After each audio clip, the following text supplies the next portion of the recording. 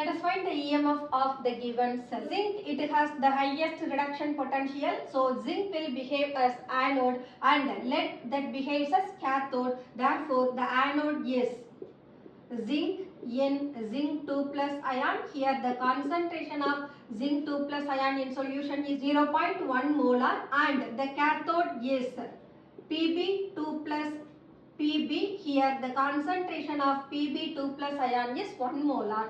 Now let us represent the electrochemical cell, that is Zn plus Pb2 plus, that gives Zn2 plus Pb. For this we are going to find out E cell.